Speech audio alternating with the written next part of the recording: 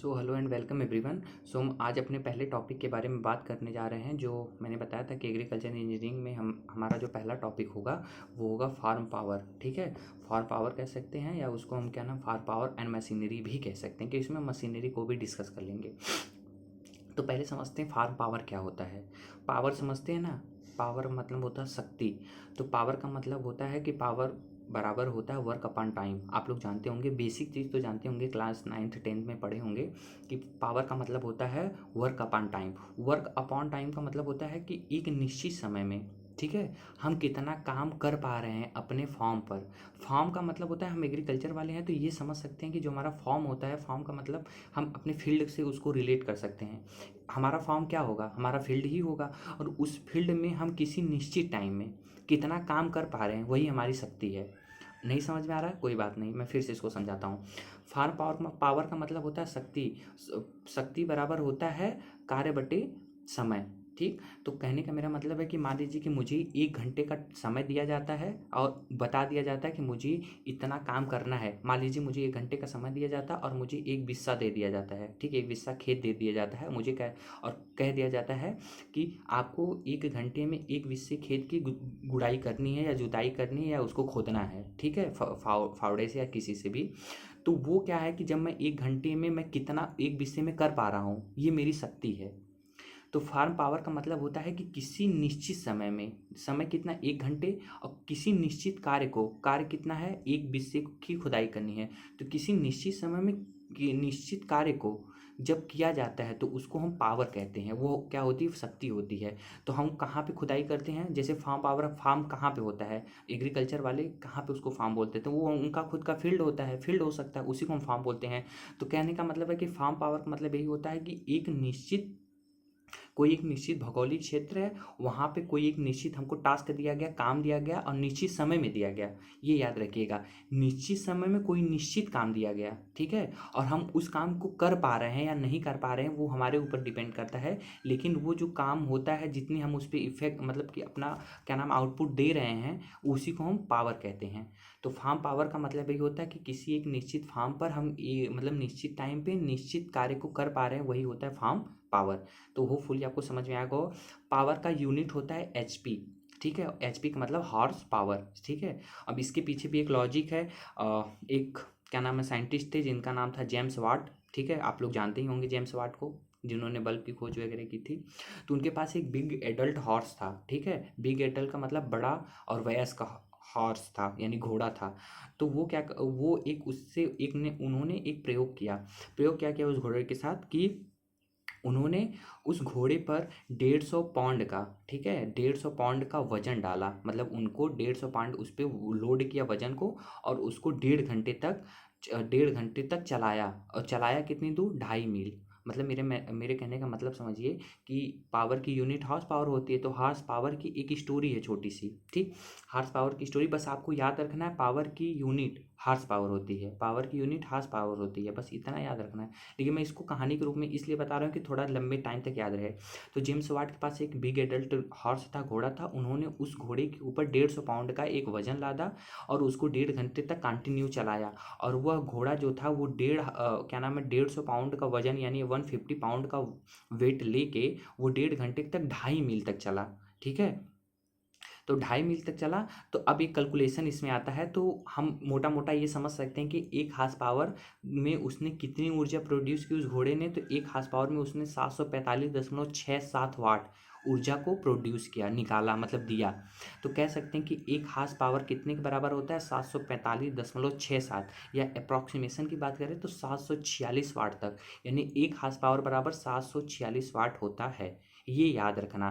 क्या क्या याद रखना है, फार्म पावर क्या चीज़ होती है, फार्म पावर की यूनिट एचपी होती है, हॉर्स पावर होती है। और एक हॉर्स पावर में कितना होता है, एक हॉर्स पावर में 745.67 या 746 वाट। एक हॉर्स पावर बराबर 746 वाट होता है। होपफुली आपको ये समझ में आ गया होगा। ठीक है, फार्म पावर। अब बात करें कि एवरेज जो पावर रिक्वायरमेंट हो, एवरेज पावर रिक्वायरमेंट इंडिया की कितनी है, ठीक है, मतलब कि औसत जो पावर रिक्वायरमेंट है हमारे फील्ड पे वो इंडिया की कितनी है, तो वो है 1.60 किलोवाट पर आवर, ठीक।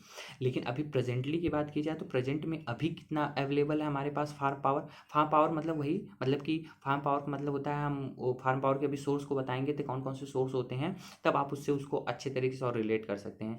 तो अभी हमारे जो इंडिया में प्रेजेंटली फार्म पावर है वो है 1.15 किलोवाट पर आवर, यानी कि हम 1 घंटे में 1.15 किलोवाट तक पावर को दे रहे हैं, दे पाते हैं, ठीक है।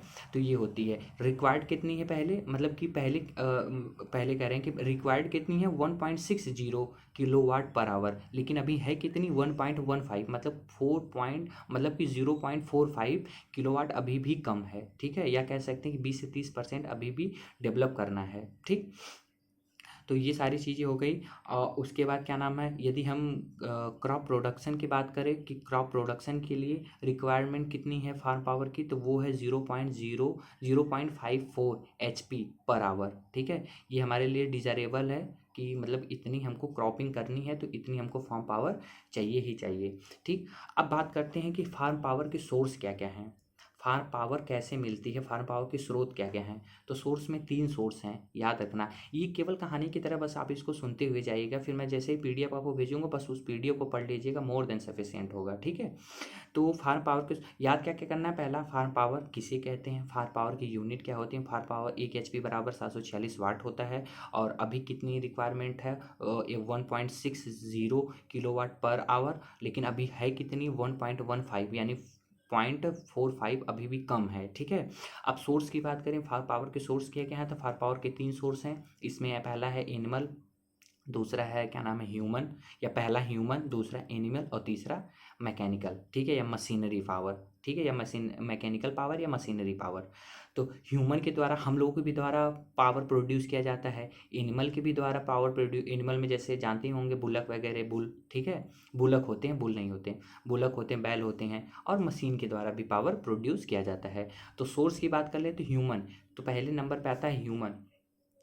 अब ह्यूमन में बात किया जाए तो ह्यूमन यानी कि यदि आप किसी एक व्यक्ति को, ठीक है, एक व्यक्ति को 8 घंटे आप किसी फील्ड में वर्क कराते हैं, तो वह व्यक्ति जो कि एडल्ट यदि है, एडल्ट का मतलब है नौजवान, हट्टा कट्टा है, खूब खाया पिया है, मतलब उसके पास ताकत बहुत है, यदि वो 8 घंटे कंटिन्यू किसी फील्ड पर या किसी खेत में काम करता है, तो वह पूरे दिन भर मिला के 0.1 HP, ठीक है, या कह सकते हैं 75 वाट तक वो क्या नाम है फार्म पावर को प्रोड्यूस कर सकता है। अब आप ये सोच रहे होंगे कि सर ये आदमी कैसे पावर को प्रोड्यूस करते हैं, हमने तो इलेक्ट्रिक में सुना है, मशीन में सुना है कि वो HP की होती है, ये आदमी कैसे करते हैं। तो पावर का मतलब होता है कि वह व्यक्ति जो है वो किसी निश्चित टाइम पे किसी निश्चित काम को कर रहा है। कहने का मेरा मतलब समझिए कि मतलब है कि यदि वह व्यक्ति लगातार 8 घंटे किसी फॉर्म पर कर रहा है, तो वह जो है वह 0.1 HP तक अपने पावर को प्रोड्यूस कर सकता है। उसके पास इतनी इफिशियंसी है कि वो 8 घंटे लगातार काम करके 0.1 HP तक क्या नाम है एनर्जी को या अपने पावर को प्रोड्यूस कर सकता है, ठीक है। अब बात करें लेबर अवेलेबिलिटी इन इंडिया की, कि हमारे इंडिया में जो लेबर का अवेलेबिलिटी है वो कितनी है, तो वो भी टोटल रूरल पॉपुलेशन की बात की जाए तो टोटल 30% तक हमारे यहाँ लेबर अवेलेबिलिटी है, मतलब रूरल पॉपुलेशन में, ठीक है। ग्रामीण क्षेत्रों में 30% तक लेबर अभी पाए जाते हैं, मतलब कि कहने का मतलब है कि ह्यूमन पावर में बात की जाए तो रूरल एरिया में अब 30% ऐसे लोग हैं जो क्या नाम है खुद से काम करते हैं, ठीक है। बाकी अब सारी कुछ चीज़ें मशीन से ही शिफ्ट हो गई हैं, आप लोग जनरली अपने यहाँ देखते ही होंगे, ठीक। यदि हम एवरेज ह्यूमन पावर अवेलेबिलिटी की बात करें, मतलब कि औसत जो ह्यूमन का पावर है वो कितना है, तो यदि मेल की बात करें तो मेल यदि काम करे 8 घंटे, मैं एडल्ट की बात नहीं कर रहा, वहाँ पे मैंने ह्यूमन की बात की थी, एडल्ट की बात की थी, नौजवान की बात की थी, कि जो 8 घंटे काम करेगा तो वो 0.1 HP या 75 वाट तक प्रोड्यूस करेगा। लेकिन यहाँ मैं नॉर्मली मेल की बात कर रहा हूँ। अब मेल में सारे मेल आ सकते हैं, अब मेल बहुत सारे होते हैं, मेल का मतलब होता है कुछ लोग बहुत हट्टे कट्टे होते हैं, कुछ लोग थोड़ा कमज़ोर होते हैं, कुछ लोग बिल्कुल कमज़ोर होते हैं। तो ऑन एन एवरेज यदि बात की जाए मेल की, तो वो 60 वाट तक या कह सकते हैं 0.06 किलो वाट तक पावर को प्रोड्यूस कर सकते हैं। तो याद क्या करना है, मेल 60 वाट तक, फीमेल 48 वाट तक, और जो बच्चे हैं या चिल्ड्रेन हैं वो 30 वाट तक क्या नाम है पावर को प्रोड्यूस कर सकते हैं। तो याद रखना कि एडल्ट यदि मेल की बात की जाए, क्वेश्चन में एडल्ट लिखा हो तो वहाँ पे 0.1 HP या 75 वाट तक वो पावर को प्रोड्यूस कर सकता है। यदि एवरेज मेल की बात की जाए तो वहाँ पे 60 वाट, एवरेज फीमेल की बात की जाए तो वहाँ पे 48 वाट, और यदि बच्चों की बात की जाए, चिल्ड्रन की बात की जाए, तो वहाँ पे 30 वाट तक क्या नाम है वो पावर प्रोड्यूस कर सकते हैं। ठीक, अब दूसरा जो हमारा सोर्स है, पहला सोर्स कंप्लीट हो गया क्या नाम है ह्यूमन सोर्स, आपको होपफुली समझ में आया होगा, या ह्यूमन पावर आपको होपफुली समझ में आया होगा। जो दूसरा हमारा पावर है, जो दूसरा हमारा सोर्स है वो है एनिमल सोर्स। एनिमल का मतलब होता है कि एनिमलों से भी हम बहुत सारे वर्क करवाते हैं, काम करवाते हैं। तो एनिमल ये कितने पावर को प्रोड्यूस कर सकते हैं। अब एनिमल में हम किससे काम करवाते हैं, पहले के लोग एनिमल में कौन से एनिमल से काम करवाते थे, कुत्ते बिल्लियों से तो काम करवाते नहीं थे, काम करवाते थे बैल से। बुलक होता है, एक बुल होता है, एक बुलक होता है। बुल का मतलब होता है कि वह क्या नाम है मेल एनिमल, ठीक है, जो केवल और केवल मैटिंग के पर्पज से यूज किया जाता है। ठीक है, जो उसका प्रयोग केवल मैटिंग के पर्पज से यूज करते हैं, उसको हम बुल कहते हैं।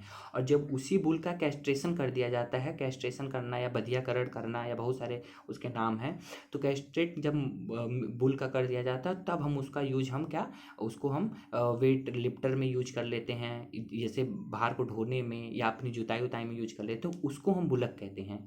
मतलब यदि उसका कैस्ट्रेशन नहीं हुआ है तो उसको हम बुल कहेंगे, क्योंकि उसका यूज हम मैटिंग के लिए कर रहे हैं। ठीक है, मतलब बच्चे पैदा करवाने के लिए कर रहे हैं। लेकिन वहीं पे यदि हम उसका कैस्ट्रेशन या बधियाकरण कर देते हैं तो उस केस में उसको हम बुलक कहते हैं। दो अलग अलग टर्मोलॉजी हैं। तो हम एनिमल में सबसे अच्छा सोर्स हमारा बुलक ही होता है। अब बुलक का मतलब होता है कि यह जो बुलक होता है, यदि इस बुलक को 8 घंटे तक, सारा कुछ हम 8 घंटे से ही कवर करेंगे इसको, ठीक है, यदि हम इस बुलक को 8 घंटे तक अपने फार्म पर उसका यूज करवाते हैं, तो यह मतलब एक जोड़ी बुलक, वन पेयर बुलक, एक जोड़ी का मतलब उसमें 2 बैल आते हैं। ठीक है, आप लोग जनरली देखते ही होंगे कि 2 बैलों से ही पिक्चर उक्चर में कहीं फोटो पे दिखाई देते होंगे। तो 2 बैल हैं, तो ये जो दो, एक पेयर में जो 2 बैल हैं, ये 8 घंटे तक लगातार फील्ड पे काम करे तो ये पूरे फील्ड का मतलब कि 1 HP पावर को प्रोड्यूस कर सकते हैं। ह्यूमन कितना कर रहा है, जो एडल्ट ह्यूमन है वो 0.1 HP, लेकिन ये कितना कर रहे हैं, ये 1 HP। ठीक है, तो कहने का मेरा मतलब है कि यदि 10 ह्यूमन लगातार 8 घंटे तक एक फील्ड पे काम करें, तब वो 2 जोड़ी बैल के बराबर काम कर सकते हैं।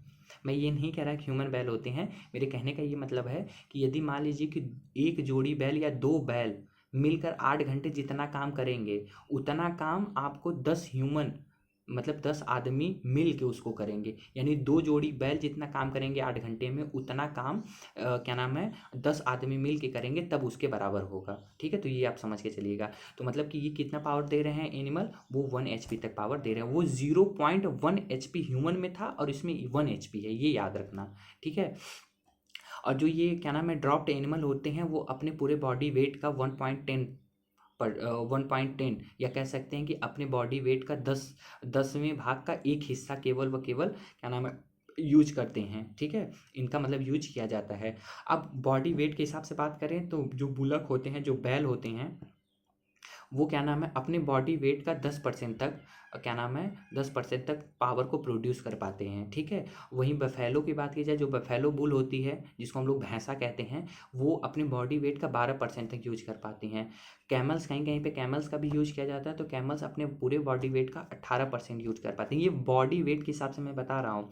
यदि मान लीजिए कि किसी का बॉडी वेट 100 किलोग्राम है, किसी बैल का बॉडी वेट 100 किलोग्राम है, तो 100 किलोग्राम में 10 किलोग्राम तक ही अपने पावर को प्रोड्यूस कर पाएगा। ठीक है, तो उस बॉडी वेट के हिसाब से तो बुलक में 10 और बफेलो बुल्स या भैंसे में 12, कैमल में 18% और डंकी में 32% ऑफ बॉडी वेट। ये मत सोचिएगा कि सर जो क्या नाम है बुलक होते हैं वो तो 10% कर ले रहे कि डंकी कैसे 32% कर ले रहा है। मैं उसके बॉडी वेट के हिसाब से बता रहा हूँ। डंकी का body weight 60 kilo 50 kilo 40 kilo होता है, तो उसके वेट से वो 32% कर पाता है। लेकिन जो बुलक होते हैं, जो बुलक क्या बफेलो बुल होते हैं, जो भैंसे वगैरह होते हैं, वो बहुत हट्टे का बहुत ज़्यादा वेट के होते हैं, 5-5 6-6 700 kg वेट के होते हैं, तो वो अपना उस हिसाब से पावर प्रोड्यूस करते हैं। तो होपफुली आपको ह्यूमन सोर्स और ये क्या नाम है एनिमल सोर्स या एनिमल पावर आपको समझ में आया होगा। और जो सबसे मोस्ट इंपॉर्टेंट पावर है वो है मैकेनिकल पावर। तो मैकेनिकल पावर आप लोग समझते होंगे मशीनरी का युग है, ठीक है। एडवांस तरीके से टेक्नोलॉजियाँ डेवलप हो चुकी हैं, एडवांस तरीके से हम खेती कर रहे हैं। अब कौन अपने खेत में, आप या हम खुद नहीं जाते होंगे, मैं तो बहुत कम ही जाता हूँ भाई, लेकिन आप या हम कभी अपनी फील्ड पे नहीं जाते हैं, ठीक है। कहाँ फील्ड पे नहीं जाते तो काम कैसे होता है? तो जायज़ सी बात है कि काम कैसे होगा, मशीनीकरण का युग है। मशीनीकरण मतलब आधुनिकीकरण आ गया है, मशीनीकरण आ गया है, सारा कुछ मशीनों से हो रहा है। हमारी सीड की बुआई तक मशीनों से हो जा रही है, कटाई हो जा रही है, थ्रेशरिंग हो जा रही है, सारा कुछ मशीनों से हो रहा है। तो एक सबसे जो मेजर मतलब मेजर वो है मैकेनिकल पावर, ठीक है। तो ये समझ लीजिए कि यदि एग्रीकल्चर से ये मैकेनिकल पावर को हटा दिया जाए, मान लीजिए कि पूरी तरीके से मैकेनिकल पावर को हटा दिया जाए, ट्रैक्टर को हटा दिया जाए, मतलब मैकेनिकल पावर में केवल व केवल आप ट्रैक्टर को बस हटा दीजिए, समझ लीजिए कि आपकी जो यील्ड आ रही है ना, प्रोडक्शन जो हो रहा है ना, वो बिल्कुल बंद हो जाएगा, खराब हो जाएगा, ठीक है। तो सोच लीजिए एक ट्रैक्टर अकेला मैकेनिकल पावर को पूरा ऑपरेट किए हुए है। हम सोच लीजिए ट्रैक्टर से क्या नहीं कर पा रहे हैं, सब कुछ हो जा रहा है ट्रैक्टर से, जुताई हो जा रही है, बुआई हो जा रही है, उसके बाद क्या नाम थ्रेशरिंग हो जा रही है, और क्या नाम है उसके बाद हम पंपिंग सेट में उसका यूज कर रहे हैं, पानी को निकाल रहे हैं, ठीक है। सारा कुछ ट्रैक्टर से हो जा रहा है। तो एक ट्रैक्टर एक ऐसा अकेला टूल्स ऐसा है, मतलब इक्विपमेंट ऐसा है कि जो पूरे मैकेनिकल पावर की जान है। मान लीजिए तो सोच लीजिए कि मैकेनिकल पावर का कितना यूज है, ठीक है।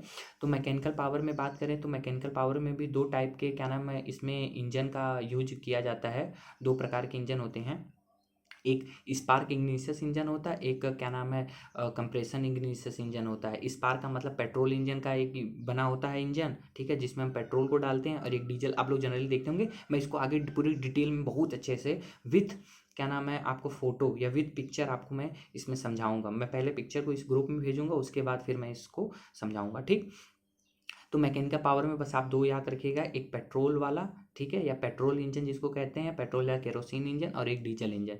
जिसमें जिस इंजन में पेट्रोल पड़ता है उसे पेट्रोल इंजन, जिसमें डीजल पड़ता है उसे डीजल इंजन कहते हैं, ठीक। मैकेनिकल पावर हो गया।